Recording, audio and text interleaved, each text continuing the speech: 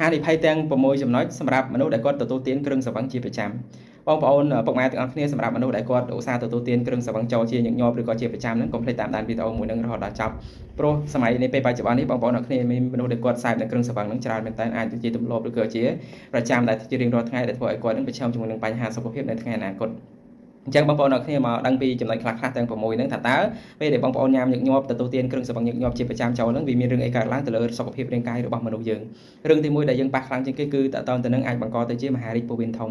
ព្រោះតែកាលណាបងប្អូនញ៉ាំជាតិអាល់កុលចូលជាប្រចាំគឺវាក្តៅជាងវាធ្វើឲ្យយើងមានបញ្ហាមួយគឺប៉ះពាល់ទៅដល់សុខភាពក្បេះពោះវៀនឬក៏ពោះវៀនធំវាអាចបង្កទៅជារលាកឬក៏ទៅជាបញ្ហាមហារីកនៅថ្ងៃក្រោយហើយចំណុចទី2បងប្អូនអ្នកគ្នាគឺវាបណ្ដាលឲ្យយើងមានអាចទៅជាបង្កមហារីកថ្លើមព្រោះតែកាលណាបងប្អូនញ៉ាំស្រាឬក៏ជាតិអាល់កុលចូលជាប្រចាំរឿងដែលបងប្អូនខ្លាចជាងគេគឺប៉ះពាល់ទៅនឹងថ្លើមនឹងឯងដូចគេអាសានិយាយថាទៅពិនិត្យឃើញថ្លើមនៅសល់ពេទ្យឲ្យមេដៃបានន័យថាថ្លើមសល់ប៉ុនមេដៃបងប្អូនអ្នកគ្នាអញ្ចឹងបងប្អូនស្រឡាញ់ថ្លើមកាត់បន្ថយនៅក្នុងការទទួលទានគ្រឿងស្រវឹងញឹកញាប់កុំឲ្យញ៉ាំជាប្រចាំហើយចំណុចទី3បងប្អូនអ្នកគ្នាគឺមហារីកមាត់ព្រោះគេហៅថាជាតិអាល់កុលដែលបងប្អូនញ៉ាំចូលហ្នឹងគឺ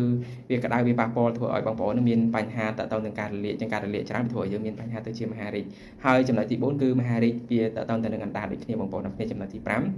វាប៉ះពាល់ទៅនឹងមហារីកបំពង់អាហារឬក៏បំពង់ខ្យល់របស់មនុស្សយើងបងប្អូនអ្នកគ្នាវាប៉ះពាល់ខ្លាំងហើយចំណុចទី6ចុងក្រោយគឺតទៅនឹងប៉ះទៅលើលំពេងអញ្ចឹងតើកាលណាបងប្អូនញ៉ាំចូលជាប្រចាំវាធ្វើឲ្យបងប្អូនមានបញ្ហាទៅជាអាចបង្កឲ្យទៅជាបងប្អូនទៅជាមហារីករំបែកបានដូចគ្នាអញ្ចឹងការចែកម្លែកពីប្រព័ន្ធជាមួយនឹងការដែលមនុស្សយើងសែបនៅគ្រឿងស្រវឹងឬក៏ទទួលទានញឹកញាប់ពេកគឺខ្ញុំបាទមានការចូលរួមតែប៉ុណ្្នឹងទេបងប្អូនអ្នកគ្នាហើយគិតថាវីដេអូនឹងមានប្រយោជន៍កុំភ្លេចបញ្ជូនបន្តទៅដល់មនុស្សជាទីស្រឡាញ់បងប្អូនអ្នកគ្នាបានទទួលនៅចំណេះដឹងនឹងគ្រប់គ្នាបងប្អូនកាត់បន្ថយនៅក្នុងការទទួលទានគ្រឿងស្រវឹងកុំឲ្យច្រើនបងប្អូនអ្វីដែលសល់ច្រើនជាងគេគឺសល់លុយហើយសល់សុខភាពល្អនៅថ្ងៃក្រោយអរគុណច្រើនសម្រាប់បងប្អូនដែលចំណាយពេលវេលាដ៏មានតម្លៃមកតាមដានវីដេអូរូបសម្បត្តិរហូតដល់ចប់អរគុណ